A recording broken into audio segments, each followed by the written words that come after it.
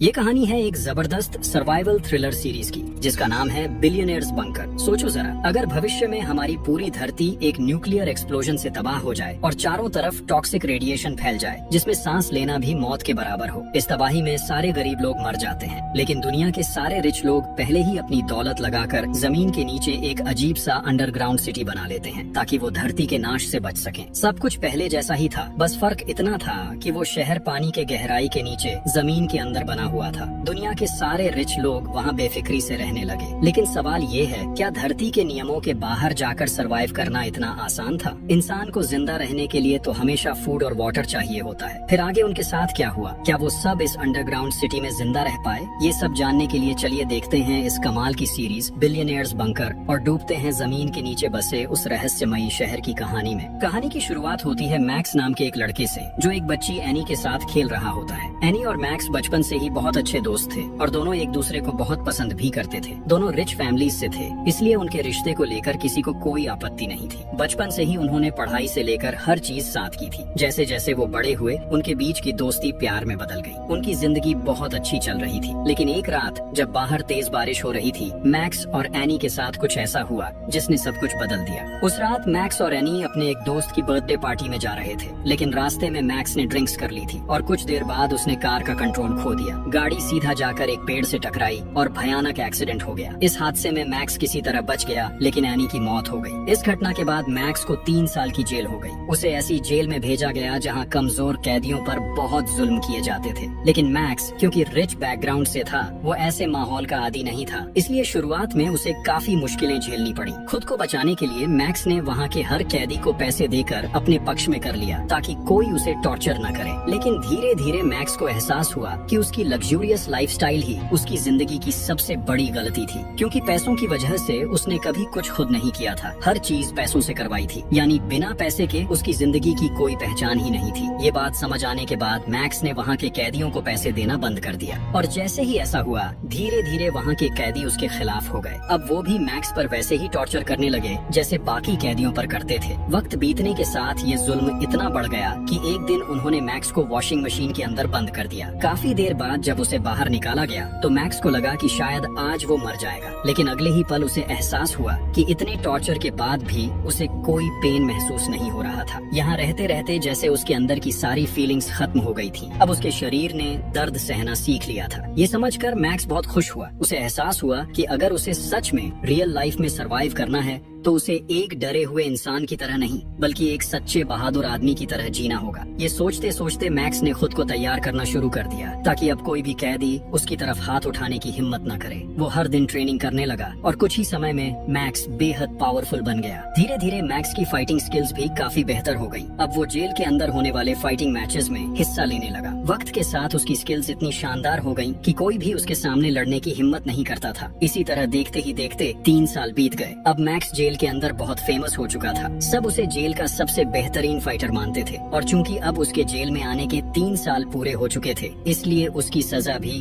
पूरी तरह खत्म हो गई थी। और आज का दिन था जब मैक्स को जेल से रिहा किया जाना था, इसलिए वहाँ सबने बहुत खुशी से सेलिब्रेट किया और मैक्स को विदाई दी। मैक्स मुस्कुराते हुए जेल के बाहर आया जहाँ उसका फादर जेम्स उसका इंतजार कर रहा था। लेकिन जेम्स ने वहीं उसे कहा कि हम अभी अपने घर नहीं लौटेंगे, हमें एक स्पेशल जगह पर जाना होगा। उसने बताया कि इन 3 सालों में दुनिया बहुत बदल चुकी है। कई जगहों पर न्यूक्लियर वॉर्स शुरू हो गए हैं और खबर है कि जल्द ही पूरी दुनिया में न्यूक्लियर वॉर छिड़ जाएगा जिससे धरती पूरी तरह तबाह हो सकती है। साधारण लोगों को इस बारे में कुछ भी पता नहीं था, लेकिन जेम्स बहुत अमीर इंसान था, इसलिए उसके पास देश की सारी गुप्त खबरें रहती थी। फिलहाल सिर्फ रिच लोग ही ये जानते थे कि कुछ ही दिनों में पूरी दुनिया तबाह होने वाली है। इसी वजह से सारे अमीर लोग मिलकर धरती के नीचे एक बड़ा बंकर बना चुके थे जहां वो अपने परिवारों के साथ रहने जा रहे थे। उस बंकर में हर सुविधा मौजूद थी, इसलिए वहाँ किसी को रहने या खाने की कोई परेशानी नहीं थी। वहाँ भी वो लग्जूरियस जिंदगी जी सकते थे। वो लोग अब उस बंकर में आराम से रह सकते थे और साथ ही धरती के विनाश से भी बच सकते थे। यहाँ तक कि वो उस बंकर के नीचे से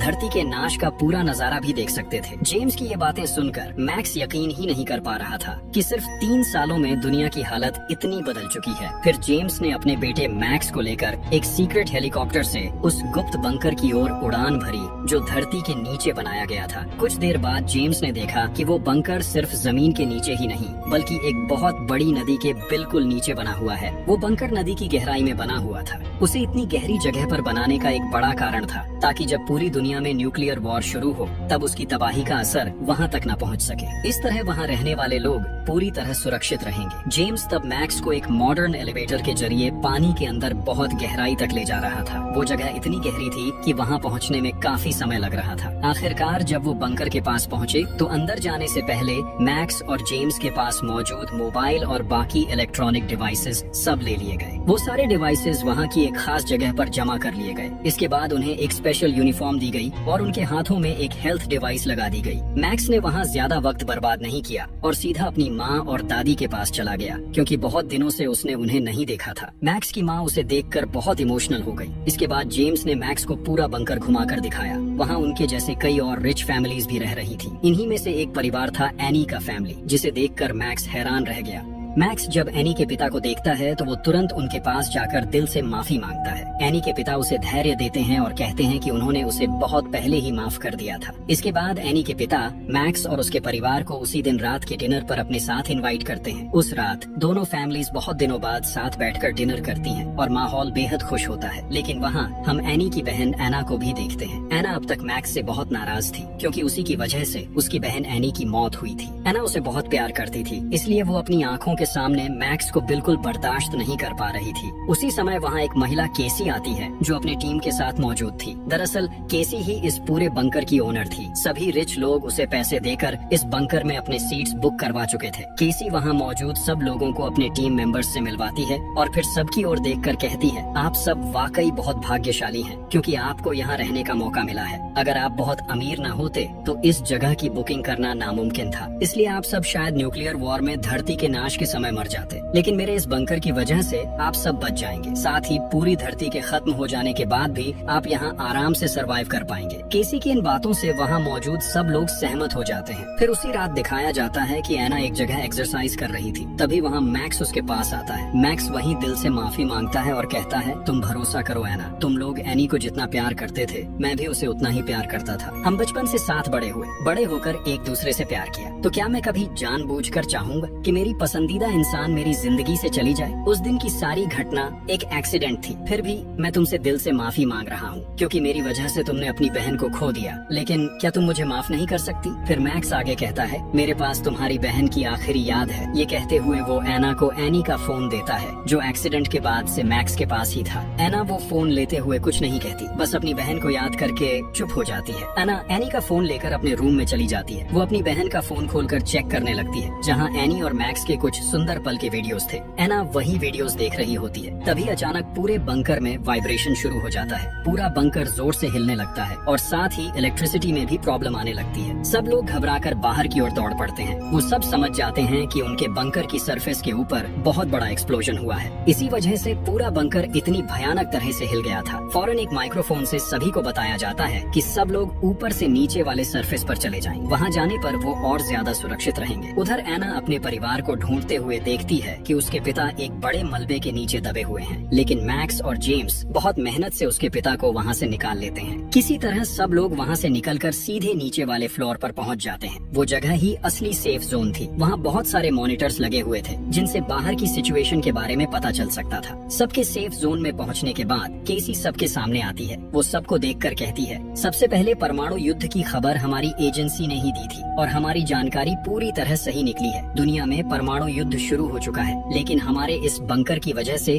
आप सब अभी भी सुरक्षित हैं। केसी इसके बाद वीडियो फुटेज दिखाने लगती है। केसी मॉनिटर्स के जरिए सबको बाहर की स्थिति दिखा रही होती है, कैसे बाहर की दुनिया धीरे धीरे तबाह हो रही है। वहाँ मौजूद सभी लोग लगभग पूरा एक दिन सेफ जोन के अंदर ही गुजार देते हैं। फिर जब हालात कुछ शांत हो जाते हैं, यानी चारों तरफ के एक्सप्लोजन्स रुक जाते हैं, तब केसी अपनी एक स्पेशल टीम को बुलाती है। वो उन्हें स्पेशल सूट पहनाकर बाहर की दुनिया में भेज देती है ताकि वो जाकर देख सकें कि वहाँ की स्थिति अब कैसी है और जो कुछ भी वो देखेंगे उसे यहाँ सबको दिखाया जा सके। वहाँ फुटेज में दिखता है वाकई में पूरी दुनिया तबाह हो चुकी थी। चारों ओर सिर्फ धूल ही धूल दिख रही थी। परमाणु बम की टॉक्सिक रेडिएशन चारों तरफ फैल चुकी थी। अगर कोई बिना सही प्रोटेक्शन के बाहर जाएगा तो उसकी मौत पक्की है। अब कैमरे में दिखता है लूकस नाम का एक मेंबर, वो अपनी स्पेशल टीम में था। वो एक कार का इंजन चेक कर रहा था। तभी उसने एक लोहे का टुकड़ा देखा। वो उसे हाथ से छू लेता है। फौरन उसके ग्लव्स पिघल जाते हैं और उसका हाथ बुरी तरह जल जाता है। इससे वहाँ का माहौल और भी खतरनाक लगने लगता है। लूकस दर्द से पागलों की तरह इधर उधर भागने लगता है। मतलब रेडिएशन की मात्रा वहाँ इतनी ज्यादा थी कि लोहा तक आग की तरह गर्म हो गया था। लूकस की हालत देखकर बाकी टीम मेंबर्स उसे जल्दी से लेकर बंकर के अंदर आ जाते हैं। अब सब लोग इसी बात को लेकर आपस में चर्चा करने लगते हैं, क्योंकि बाहर की दुनिया में बहुत खतरनाक रेडिएशन फैल चुका है। अब चाहे भी तो कोई बाहर नहीं जा सकता, लेकिन बंकर के अंदर भी क्या जिंदगी भर रहना मुमकिन है? कोई नहीं सोच पा रहा था कि उन्हें वहाँ कितने महीने या शायद कितने साल तक रहना पड़ेगा। सबको अब बंकर के नीचे ही रहना था। ये सोच कर सब बहुत अपसेट थे। उधर केसी, जो यहाँ की ओनर थी, वो अपने लोगों के साथ लूकस की हालत देखने के बहाने बाहर निकलती है, लेकिन असल में वो एक अलग जगह पर पहुँचती है, जहाँ वो और उसकी टीम खुशी से जश्न मना रहे होते हैं। यही कहानी का सबसे बड़ा ट्विस्ट सामने आता है। असल में ये सब कुछ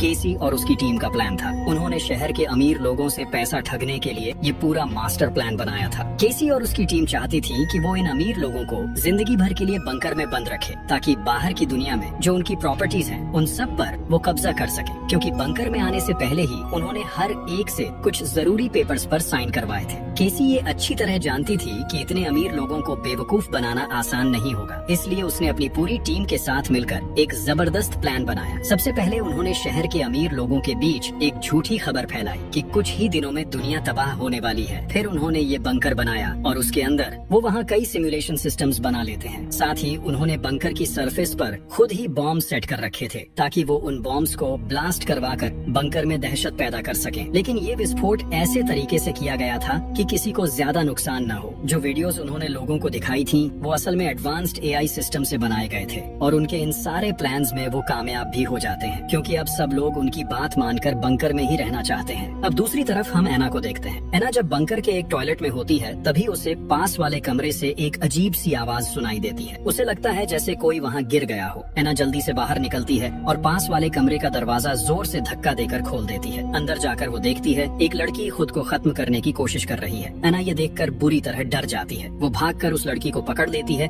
और उसके गले में बंधी रस्सी काट देती है। किसी तरह वो उसकी जान बचा लेती है। असल में बंकर में जितने भी लोग थे, वो सब अंदर ही अंदर बहुत परेशान थे। ये सब लोग अमीर थे, लेकिन अब दुनिया के तबाह हो जाने के बाद उनका सब कुछ खत्म हो चुका है। उनके घर, गाड़ियाँ, पैसा, कुछ भी नहीं बचा। पहले बाहर की दुनिया में जिन पावर्स के साथ वो जीते थे, अब चाहकर भी वो कुछ नहीं कर सकते। वो अब बिल्कुल खाली हाथ हो गए थे। यही वजह थी कि ये लड़की ये सब सह नहीं पाई और खुद को खत्म करने की कोशिश कर रही थी। लेकिन सिर्फ वही नहीं, यहाँ के लगभग सभी लोग इस माहौल के साथ खुद को ढाल नहीं पा रहे थे। सब बहुत डिप्रेस्ड हो गए थे। अब सरफेस लगभग ठीक हो चुका था, इसलिए केसी सबको कहती है कि अब किसी को चिंता करने की जरूरत नहीं है। वो सब बंकर में आराम से सरवाइव कर सकते हैं। इसके बाद केसी अपनी टीम से मिलने जाती है। वहाँ लूकास अपने टीम मेंबर्स के साथ होता है, जो उसे मेकअप करवा रहे थे, ताकि बाकी लोगों को दिखाया जा सके कि बाहर जाने के बाद लूकास के साथ क्या हुआ। उधर हम जेम्स और उसकी वाइफ को देखते हैं। दोनों के बीच अब झगड़ा शुरू हो गया था। असल में जेम्स एक बहुत अमीर बिजनेसमैन था और वो हमेशा अपनी मर्जी से ही जीता था। यहाँ तक कि बाहर कई लड़कियों के साथ उसका अफेयर भी था। जेम्स की वाइफ सब कुछ जानती थी। वो जानती थी कि उसका हस्बैंड कई लड़कियों के साथ अफेयर में था, फिर भी उसने उसे कभी नहीं छोड़ा, क्योंकि उसे उसके पैसे की बहुत जरूरत थी। उसी पैसे के लिए वो इतने सालों तक उसके साथ रही। लेकिन अब तो सब कुछ खत्म हो चुका था। जेम्स के पास न पैसा था न पावर। अब उसकी वाइफ के लिए भी उसकी कोई कीमत नहीं रह गई थी। वो जेम्स से साफ साफ कहती है, तुम इतने सालों में जिन जिन औरतों के साथ रहे, मैं उन सब के बारे में जानती थी। सब कुछ जानते हुए भी मैंने कभी कुछ नहीं कहा। चुपचाप तुम्हारे साथ रही। जानते हो क्यों? सिर्फ तुम्हारे पैसे के लिए। मुझे पैसों की बहुत जरूरत थी, लेकिन अब तुम्हारे पास कुछ भी नहीं है, ना पैसा ना औरतें। अब मुझे तुम्हारी कोई जरूरत नहीं है। मैं अब अपनी मर्जी से जीऊंगी, इसलिए मेरी जिंदगी में तुम रुकावट मत बनो। ये सब सुनकर जेम्स बहुत गुस्से में आ जाता है। जब उसकी वाइफ वहाँ से निकलने लगती है, जेम्स उसे डांटते डांटते उसके पीछे पीछे जाने लगता है। फिर वो बिना किसी की अनुमति लिए वहाँ मौजूद सबके हिस्से का खाना खाने लगता है। उधर जब गार्ड्स ये सब देखते हैं तो वो तुरंत वहाँ पहुँच जाते हैं। वो अपनी इलेक्ट्रिक गन से जेम्स को झटका देने लगते हैं, लेकिन तभी वहाँ मैक्स पहुँचता है। वो अकेले ही उन गार्ड से लड़ने लगता है ताकि अपने पिता को बचा सके। तभी सही समय पर केसी वहाँ पहुँच जाती है। वो खुद सामने आकर सबकी प्रॉब्लम सॉल्व कर देती है। दूसरी तरफ हम एना के पेरेंट्स को देखते हैं। यहाँ पता चलता है कि एना के पिता का नाम हावर्ड है। जेम्स और उसकी वाइफ की तरह हावर्ड और उसकी वाइफ के रिश्ते भी ज्यादा अच्छे नहीं थे। दोनों के बीच भी अक्सर झगड़े होते रहते थे। हावर्ड और उसकी वाइफ आपस में झगड़ रहे थे। असल में हावर्ड की वाइफ एक बहुत गरीब परिवार से थी और उम्र में हावर्ड से काफी छोटी थी, लेकिन उसने हावर्ड की दौलत और पावर देखकर उससे शादी कर ली थी। कई साल साथ रहने के बाद भी वो उसे दिल से कभी प्यार नहीं कर पाई। उधर हम मिली नाम की एक लड़की को देखते हैं। उसके पास कुछ गार्ड्स आते हैं। वो मिली से कहते हैं कि उन्हें पता चला है उसका ब्लड ग्रुप AB नेगेटिव है, इसलिए अब उन्हें उसकी बहुत जरूरत है। लूकस बहुत बीमार था। रेडिएशन की वजह से उसका शरीर बुरी तरह जल गया था, इसलिए अब मिली ही उसकी मदद कर सकती थी। असल में केसी के लोग मिली और बाकी सभी को बताते हैं कि रेडिएशन की वजह से लूकस का आधा खून खराब हो चुका है और उसे बचाने के लिए AB नेगेटिव ब्लड की जरूरत है। इसलिए वो मिली समेत 2 और लोगों को लेकर एक जगह पहुंचते हैं। फिर उन्हें लूकस के पास ले जाया जाता है। लूकस को पहले से मेकअप करा के बिल्कुल रेडी किया गया था। यहाँ तक कि उन तीनों को वहाँ लाना भी केसी और उसकी टीम की योजना का हिस्सा था। ये पूरा प्लान इसलिए बनाया गया था ताकि सब लोग अपनी आँखों से लूकस की हालत देख सके और जाकर बाकी लोगों को ये बात बताए जिससे सब डर जाए और कोई भी बाहर जाने की कोशिश न करे। मिली जब वहाँ लूकस को देखने आती है तो उसे सच में लगता है कि उसकी हालत बहुत खराब है। थोड़ी देर बाद लूकस वहीं मरने का नाटक करता है। सबको बता दिया जाता है कि लूकस मर गया है। लूकस की ऐसी हालत देखकर मिली बहुत इमोशनल हो जाती है। अब धीरे धीरे केसी और उसकी टीम का पूरा प्लान सामने आने लगता है। केसी और उसकी टीम अपने प्लान में काफी हद तक सफल हो चुकी थी। उसकी टीम में जैक नाम का एक लड़का भी था जो असल में केसी का अपना भाई था। जैक बहुत बीमार रहता था, इसलिए केसी हमेशा उसे अपने पास रखती थी। अब केसी अपनी टीम से कहती है, अब समय आ गया है हमारे प्लान के अगले स्टेप पर जाने का। वो सबको बताने लगती है कि उसने हावर्ड के बारे में सारी जानकारी कैसे जुटाई। असल में हावर्ड जिस परिवार में पैदा हुआ था वो पहले से ही बहुत अमीर फैमिली थी। बचपन के बाद धीरे धीरे हावर्ड ने अपने फैमिली बिजनेस की देखभाल शुरू कर दी थी। हावर्ड के पास पैसों की कोई कमी नहीं थी। बहुत कम समय में वो एक सफल बिजनेसमैन बन गया। धीरे धीरे उसने करीब 60 कंपनियों का मालिक बन गया। हर कंपनी से उसे इतना पैसा मिलने लगा कि उसका नाम दुनिया के 10 सबसे अमीर लोगों में शामिल हो गया। केसी अमीर लोगों से बहुत नफरत करती थी। वो बचपन से देखती आई थी कि अमीर लोग गरीबों पर कैसे जुल्म करते हैं। इसीलिए उसने खुद की एक टीम बनाई जिसमें ज्यादातर गरीब घरों के लोग थे, क्योंकि वही लोग उसकी सोच को समझ सकते थे और उसके साथ ईमानदारी से काम कर सकते थे। केसी और उसकी टीम का प्लान साफ था। वो सारे अमीर लोगों को बंकर में बंद रखेंगे और बाहर जो उनकी प्रॉपर्टी और पैसा है वो सब गरीबों में बांट देंगे, ताकि अमीर और गरीब के बीच का फर्क थोड़ा कम हो जाए और गरीब लोगों को अब कभी छोटा महसूस न करना पड़े। केसी को पता था कि अगर वो दुनिया के खत्म होने का प्लान बनाएगी तो अमीर लोग कभी गरीबों के बारे में नहीं सोचेंगे, वो सिर्फ अपने आप को बचाने की कोशिश करेंगे। इसलिए केसी और उसकी टीम ने सबसे पहले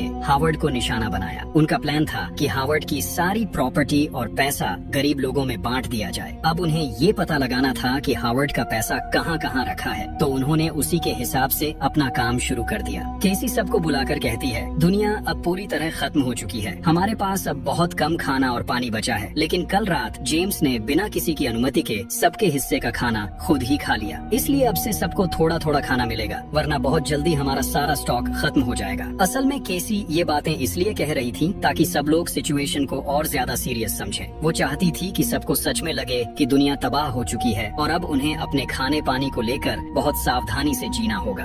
अब वो सबके सामने मैक्स पर चिल्लाने लगती है। वो उसे गालियां देती है क्योंकि मैक्स ने पिछली रात गार्ड्स पर हाथ उठाया था। उसने गार्ड्स को मारकर उनसे एक शॉटगन छीन ली थी जिससे इलेक्ट्रिक शॉक दिया जा सकता था। केसी गुस्से में मैक्स से कहती है, वो गन तुरंत वापस कर दो। फिर सीन बदलता है। हम केसी और उसकी टीम को देखते हैं जो सबको कैद करने से पहले प्लान बना रहे थे। उनका प्लान ऐसा बनाया गया था कि जब इन अमीर लोगों को यहाँ लाया जाए तो उनके गायब होने के बाद भी किसी को इस बात का शक न हो। असल में बंकर में बंद करने से पहले केसी और उसकी टीम ने हर व्यक्ति का एक एक AI क्लोन तैयार कर लिया था, वो भी बहुत एडवांस टेक्नोलॉजी से। जब ये लोग बंकर में आए तो उनसे उनके मोबाइल फोन्स और बाकी डिवाइसेस ले लिए गए। असल में वही मोबाइल्स उनका असली हथियार थे, क्योंकि उन्हीं फोन्स में सबके सोशल मीडिया अकाउंट्स मौजूद थे। अब केसी की टीम उन्हीं अकाउंट्स को इस्तेमाल करके बाहर की दुनिया में ये दिखा रही थी कि सब लोग अभी भी जिंदा हैं और नॉर्मल लाइफ जी रहे हैं। वो लोग लगातार हर किसी का AI वीडियो बनाते रहे और वो वीडियो रोज सोशल मीडिया पर अपलोड किए जाते थे। लोगों को दिखाने के लिए कहा जाता था कि वो सब वेकेशन पर हैं, कि वो अपने परिवार के साथ अच्छा वक्त बिता रहे हैं। लोगों से कहा गया,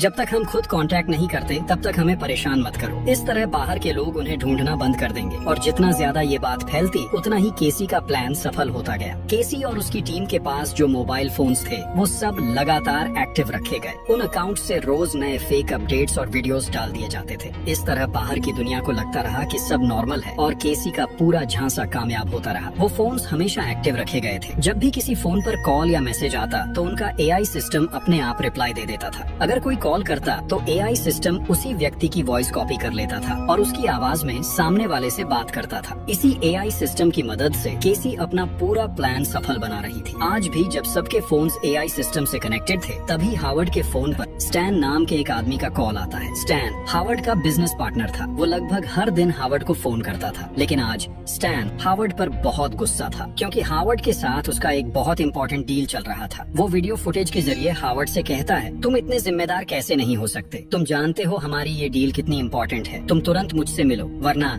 चाहे तुम पृथ्वी के किसी भी कोने में हो, मैं तुम्हें ढूंढ कर निकाल ही लूंगा। स्टैन की ये बातें सुनते ही केसी और उसकी टीम थोड़े चिंतित हो जाते हैं क्योंकि उन्हें समझ नहीं आ रहा था कि इस बार स्टैन को कैसे हैंडल किया जाए। अब हम बंकर के सभी लोगों को देखते हैं। वो सब अंदर से टूट चुके थे क्योंकि किसी की जिंदगी अब ठीक से नहीं चल रही थी। सबको ये बात पता चल चुकी थी कि दुनिया के खत्म हो जाने के बाद उनका सारा धन संपत्ति भी खत्म हो गया है। अब वो सब खाली हाथ हैं। यहाँ हर फैमिली के लोग आपस में झगड़ने लगे थे। उनके रिश्ते धीरे धीरे टूटने लगे थे क्योंकि ज्यादातर रिश्ते सिर्फ पैसे के लिए बने थे। अब हालात इतने बिगड़ चुके थे कि कुछ वाइफ्स अपने हस्बैंड्स को छोड़ रही थीं और कुछ हस्बैंड्स भी अपनी वाइफ्स से दूर जा रहे थे। यहाँ तक कि बच्चे भी अब अपने माँ बाप की कद्र नहीं कर रहे थे। अब हर किसी का असली चेहरा सामने आने लगा था। कई अमीर लोगों को ये एहसास हुआ कि अब तक लोग सिर्फ उनके पैसों के लिए ही उनके साथ थे। उन्हें जो इज्जत और सम्मान मिला वो सब सिर्फ पैसे की वजह से था। असल में उनके पास अपनी कोई सच्ची पहचान नहीं थी। उधर इसी बीच केसी की टीम ने हावर्ड का एआई मॉडल तैयार कर लिया था जिसकी मदद से वो स्टैन से सीधे हावर्ड की आवाज में बात करवा सकते थे। यानी अब हावर्ड की जगह एआई ही बात करेगा। तो वो लोग अपना सिस्टम चालू करते हैं और स्टैन को वीडियो कॉल करते हैं। फिर हावर्ड का एआई मॉडल एक्टिवेट कर दिया जाता है। इसके बाद वो एआई मॉडल स्टैन से बात करना शुरू करता है। अब केसी की टीम एआई के जरिए स्टैन से बातचीत करती है और उन्हें पता चलता है कि कुछ महीने पहले स्टैन और हावर्ड ने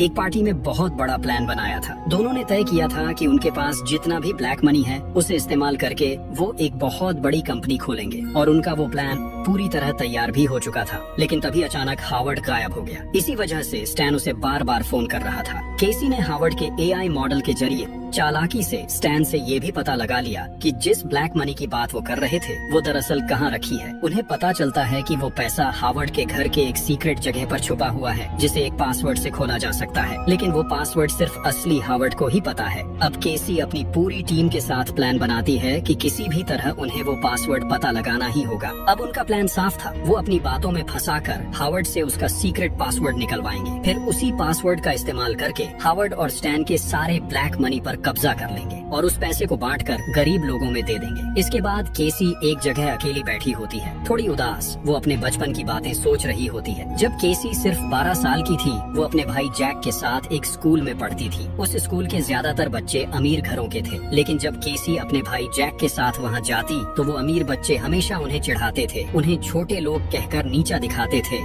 वो दोनों भाई बहन को हमेशा गरीब कहकर अपमानित करते थे। हालांकि केसी और उसका भाई जैक बहुत टैलेंटेड स्टूडेंट्स थे, लेकिन गरीब होने की वजह से उनकी मेहनत और हुनर की कभी कद्र नहीं हुई। ऊपर से उनके पिता की आर्थिक हालत भी बहुत खराब थी। एक दिन केसी की माँ एक छोटा सा खत लिखकर उसे और जैक को छोड़कर चली गई। उनके पिता पहले से ही नशे के आदी थे, इसलिए उस दिन के बाद केसी और जैक के पास कोई नहीं बचा। वो दोनों सिर्फ एक दूसरे का सहारा बनकर बड़े हुए। कम उम्र में ही उन्हें ये समझ आ गया था कि उनका भविष्य कोई और नहीं बनाएगा, उन्हें खुद ही अपने लिए रास्ता बनाना होगा। इसलिए उसी वक्त से दोनों भाई बहन ने कड़ी मेहनत शुरू कर दी। वो अपनी पढ़ाई में और ज्यादा ध्यान देने लगे। धीरे धीरे दोनों ने कई डिग्रीज हासिल कर ली। फिर एक समय आया जब दोनों ने मिलकर काफी रिसर्च की और अपना खुद का एआई आर्टिफिशियल इंटेलिजेंस सिस्टम बना लिया। तब उन्हें लगा कि अब वो अपनी जिंदगी में कुछ बड़ा कर पाएंगे। लेकिन बहुत जल्द उन्हें एहसास हुआ कि इस दुनिया में पैसे और पावर के बिना कुछ भी हासिल नहीं किया जा सकता। उन्होंने भले ही सबसे एडवांस्ड एआई मॉडल बना लिया था, उनके पास पैसे नहीं थे, इसलिए वो अपने अपने एआई को मार्केट में लॉन्च नहीं कर पा रहे थे और न ही लोगों के सामने अपना काम दिखा पा रहे थे। इसलिए उन्होंने कई कंपनियों से फंड मांगा ताकि वो अपने एआई को दुनिया के सामने पेश कर सके। लेकिन उस वक्त किसी ने उनका साथ नहीं दिया, उल्टा सबने उनके काम को मजाक समझा और उन्हें नीचा दिखाया। कुछ कंपनियां जो फंड देने को तैयार हुई, वो भी बिजनेस का ज्यादातर हिस्सा अपने नाम करना चाहती थी। धीरे धीरे केसी की हालत ऐसी हो गई जैसे उसकी पीठ दीवार से लग गई हो। एक वक्त पर उसे एहसास हुआ कि इस दुनिया में पैसे के बिना मेहनत और हुनर की कोई कीमत नहीं होती। केसी को अब ये समझ आ गया था कि अमीर लोग कभी भी उसके जैसे लोगों को ऊपर नहीं आने देंगे। उधर अमीरों के बच्चे कुछ किए बिना ही सिर्फ अपने पैसों की ताकत से बड़ी बड़ी कंपनियों के मालिक बन रहे थे। समाज में जो अमीर थे वो और ज्यादा अमीर होते जा रहे थे और जो गरीब थे उन्हें और नीचे धकेला जा रहा था। इस नाइंसाफी को केसी अब और सह नहीं पा रही थी। इसलिए उसने ठान लिया कि वो समाज के हर गरीब इंसान की मदद करेगी और इसके लिए वो और उसका भाई जैक अपने बनाए हुए एआई सिस्टम के जरिए इस प्लान को सफल बनाना चाहते थे। और प्लान के मुताबिक उन्होंने बिल्कुल वैसा ही किया। केसी ने अपने प्लान को सफल बनाने के लिए ऐसे ही लोगों को अपनी टीम में शामिल किया जो उसके और उसके भाई की तरह बहुत टैलेंटेड थे, लेकिन पैसे की कमी की वजह से किसी ने उनके टैलेंट की कद्र नहीं की थी। उनमें से ज्यादातर लोग भी अपनी जिंदगी में कभी न कभी किसी अमीर इंसान द्वारा अपमानित हुए थे। इसी तरह केसी ने अब तक अपना पूरा प्लान चलाया। अब हम केसी को फिर से देखते हैं। वो अपनी टीम से कहती है, मेरे दिमाग में एक आइडिया आया है। मुझे अब समझ में आ गया है कि मैं हावर्ड से उसका पासवर्ड कैसे निकलवा सकती हूँ। केसी अब जान चुकी थी कि हावर्ड से पासवर्ड कैसे निकलवाना है। उसने तय किया कि वो हावर्ड को वही देगी जिसकी उसे सबसे ज्यादा जरूरत है, अटेंशन और केयर की। क्योंकि बंकर में आने के बाद से हावर्ड सबके लिए एक नजरअंदाज किया हुआ इंसान बन गया था। अब अगर कोई उसकी परवाह करे तो वो उसे जरूर अहमियत देगा। इसलिए केसी अपनी टीम की एक मेंबर को हावर्ड के पास भेजती है। उस लड़की का नाम था इंग्रिड। इंग्रिड हावर्ड से बहुत अच्छे से पेश आने लगती है। वो उसकी बातों में इंटरेस्ट दिखाती है और धीरे धीरे उसे अपनी तरफ आकर्षित करने लगती है। थोड़े ही समय में हावर्ड और इंग्रिड के बीच एक अच्छी दोस्ती हो जाती है। हावर्ड और इंग्रिड अब एक दूसरे के साथ वक्त बिताने लगे थे, क्योंकि अब हावर्ड के पास बात करने के लिए कोई नहीं था। एक दिन इंग्रिड हावर्ड से कहती है, अगर तुम चाहो तो हम दोनों एक गेम खेल सकते हैं। इससे हमारा बोरिंग वक्त थोड़ा अच्छा गुजरेगा। हावर्ड उसकी बात मान जाता है। फिर इंग्रिड मुस्कुराते हुए कहती है, चलो हम दोनों एक दूसरे को अपने सीक्रेट्स बताएंगे। बातों बातों में इंग्रिड बताने लगती है कि उसके भी कुछ सीक्रेट लॉकर्स थे जहां उसने अपनी जिंदगी की सबसे कीमती चीजें रखी थी, लेकिन दुनिया के खत्म होने के बाद वो सब शायद नष्ट हो चुके हैं। इंग्रिड उससे पूछती है, तुम्हारे लॉकर के पासवर्ड्स क्या थे? फिर वह बनावट की बातें करके धीरे धीरे अपने लॉकर्स के पासवर्ड्स बताती है। बातों बातों में हावर्ड भी इंग्रिड पर भरोसा कर बैठता है। वो धीरे धीरे अपने सीक्रेट पासवर्ड सब बता देता है। और सिर्फ इतना ही नहीं, अब क्योंकि हावर्ड के पास कुछ भी बचा नहीं था, वो इंग्रिड को अपने बैंक और जहाँ जहाँ पैसा रखा था उन सब जगहों के डिटेल्ड पासवर्ड्स भी बता देता है। इसके बाद केसी का पूरा प्लान पूरी तरह कामयाब हो जाता है। अगले दिन केसी और उसकी टीम हावर्ड के एआई कैरेक्टर का इस्तेमाल करके वो फिर से स्टैन को फोन करते हैं। वो स्टैन से कहता है, मैं अभी देश से बहुत दूर हूँ, फिर भी मैं तुम्हें बता रहा हूँ कि हमने अपना ब्लैक मनी कहाँ रखा है। ये रहे उन जगहों के पासवर्ड्स। तुम वहाँ से सारा पैसा निकाल लो और उस पैसे से कोई स्टार्टअप कंपनी शुरू कर दो, क्योंकि मेरे लौटने में बहुत देर हो जाएगी। इसी बीच केसी हावर्ड के एआई कैरेक्टर के जरिए स्टैन को और एक बात बहुत साफ तरीके से बता देती है, तुम खुद से कोई कंपनी मत खरीद लेना, मैं जो कंपनी का नाम बताऊंगा वही खरीद लेना। असल में ये भी केसी और उसकी टीम का एक बड़ा चालाकी भरा प्लान था। उनका मकसद था स्टैन को इस तरह मैनिपुलेट करना कि वो वही कंपनी खरीदे जिनका फैसला केसी कर चुकी है। केसी ने स्टैन को जिस कंपनी को खरीदने के लिए कहा था वो दरअसल उनकी बनाई हुई एक फेक कंपनी थी। जैसे ही स्टैन और हावर्ड का पैसा उस कंपनी में लगाया जाता, केसी और उसकी टीम चालाकी से वो सारा पैसा अपने कब्जे में ले लेते। इसी तरह सबसे पहले उन्होंने हावर्ड का पैसा हड़प लिया और फिर धीरे धीरे बंकर में मौजूद बाकी सारे अमीर लोगों का पैसा भी चुपचाप अपने कंट्रोल में लेने लगे। उधर अब हम मैक्स को देखते हैं। उसे यहाँ की हर चीज कुछ अजीब लगने लगी थी।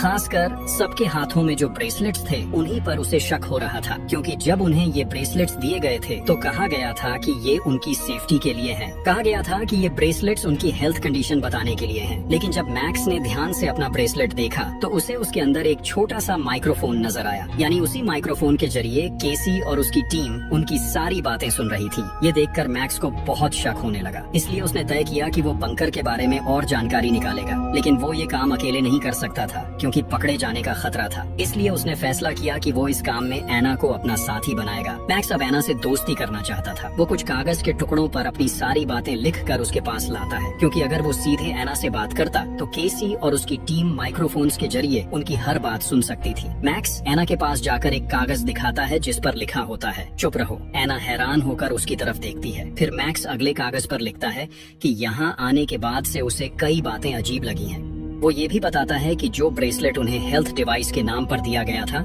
उसके अंदर असल में एक माइक्रोफोन लगा है। मैक्स एना को बताता है कि उनकी हर बातचीत सुनी जा रही है। फिर वो ये भी कहता है, यहाँ कोई भी ये बात पक्के तौर पर नहीं कह सकता कि सच में दुनिया में परमाणु युद्ध हुआ है या पूरी दुनिया तबाह हो चुकी है। जो कुछ भी हम देख रहे हैं वो सब हमें केसी और उसकी टीम ही दिखा रही है। ऐसा भी तो हो सकता है कि वो हमें धोखा दे रहे हों। मैक्स कहता है कि अगर सच जानना है तो उन्हें बहुत सोच समझकर प्लान बनाना होगा। इसके लिए उसे एना की मदद की जरूरत है। फिर मैक्स एना से कहता है, तुम्हें अब मेरे साथ प्यार का नाटक करना होगा ताकि किसी को हम पर शक न हो। केसी और उसकी टीम को अब लगने लगा कि मैक्स और एना के बीच कुछ चल रहा है। उनकी पूरी टीम दोनों पर नजर रख रही थी, लेकिन वो समझ नहीं पा रहे थे कि ये दोनों आखिर किस बात पर चर्चा कर रहे हैं। उन्हें सिर्फ एक बात पर शक हुआ। कल तक एना मैक्स को देखना भी पसंद नहीं करती थी, क्योंकि उसी की वजह से उसकी प्यारी बहन एनी की मौत हुई थी। और अब अचानक वो दोनों इतने करीब कैसे आ गए। उधर मैक्स एना से कहता है, हमें सबसे पहले इस बंकर के सिस्टम और इलेक्ट्रिसिटी लाइंस को बंद करना होगा। मैक्स ने एक प्लान बनाया ताकि पूरा बंकर अंधेरे में डूब जाए। अंधेरे का फायदा उठाकर वो दोनों बाहर जाकर देख सकें कि सच में दुनिया तबाह हुई है या नहीं। लेकिन बाहर जाना बहुत रिस्की था, इसलिए उनके पास सेफ्टी सूट होना जरूरी था। मैक्स ने अना को काम दिया कि जब सब कुछ अंधेरा हो जाए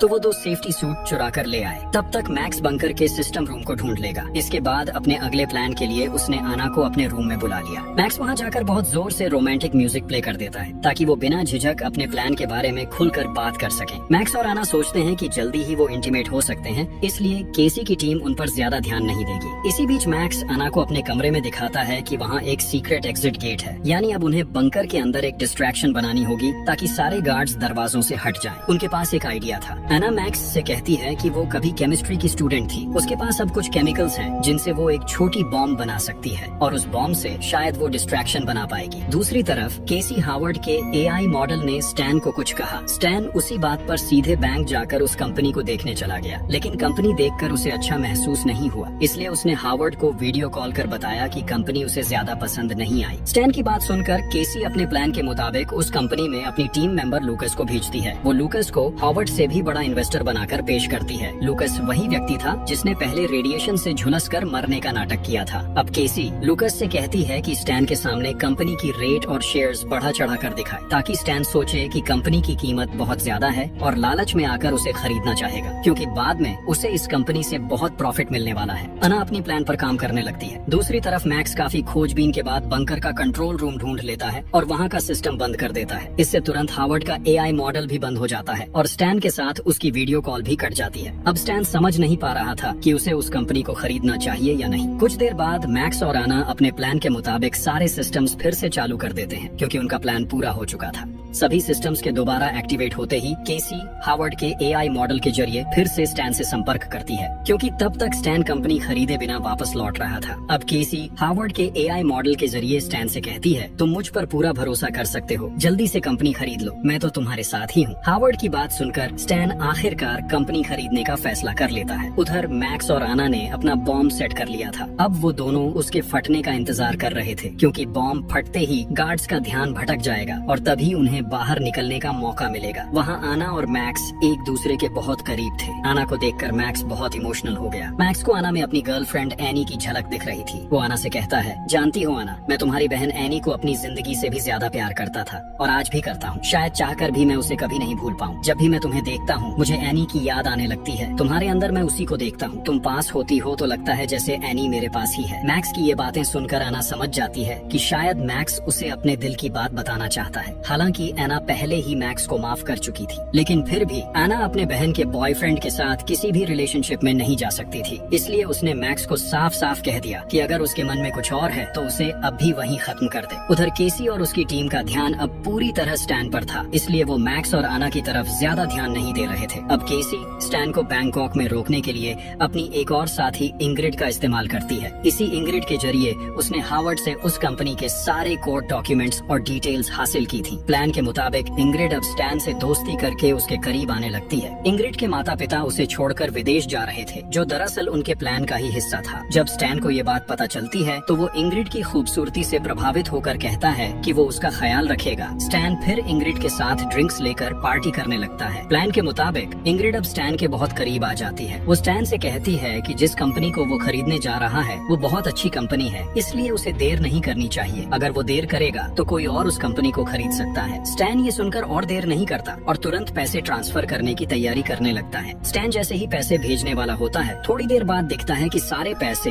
केसी के अकाउंट में पहुंच गए हैं, यानी उनका प्लान पूरी तरह सक्सेसफुल हो गया था। लेकिन उसी वक्त एना और मैक्स द्वारा सेट किया गया बॉम्ब अचानक ब्लास्ट हो जाता है। पूरा बंकर हड़कंप में आ जाता है। हर कोई डरकर अपनी जान बचाने के लिए इधर उधर भागने लगता है, यहाँ तक कि गार्ड्स भी अंदर चेक करने पहुँच जाते हैं। इस अफरा तफरी का फायदा उठाकर मैक्स और आना पीछे मौजूद सीक्रेट एग्जिट गेट से वहाँ से निकल जाते हैं। स्टैन बहुत रिलैक्स था। कंपनी खरीदने के बाद वो अपने प्राइवेट जेट से घर लौट रहा था, लेकिन तभी उसकी नजर एक पोस्टर पर पड़ती है। उसमें इंग्रिड की माँ की तस्वीर थी, जो असल में थाईलैंड की बहुत बड़ी एक्ट्रेस थी। स्टैन को याद आता है कि इंग्रिड ने उसे बताया था कि उसके माता पिता दोनों बिजनेसमैन हैं। अब स्टैन सब समझ जाता है। उसे एहसास होता है कि उसके साथ एक बड़ा स्कैम हुआ है। वो तुरंत इंग्रिड के सोशल मीडिया अकाउंट्स चेक करने लगता है, लेकिन अब इंग्रिड के सारे अकाउंट्स डिसेबल हो चुके थे। स्टैन अब बिल्कुल भी समय बर्बाद नहीं करता और सीधा उसी कंपनी में पहुंच जाता है। लेकिन वहां पहुंचकर वो देखता है कि कंपनी में तो अब कोई भी नहीं है। ये सब देखकर स्टैन पूरी तरह हैरान रह जाता है। उसे समझ नहीं आता कि अब क्या करे। वो तुरंत हावर्ड को वीडियो कॉल करता है और उससे कुछ प्राइवेट सवाल पूछता है, जैसे कि वो दोनों साथ में कहाँ घूमने गए थे, क्या क्या किया था और वो किस कॉलेज में पढ़ता था। लेकिन इस बार हावर्ड किसी भी सवाल का जवाब नहीं दे पाता। कुछ ही देर में स्टैन को एहसास हो जाता है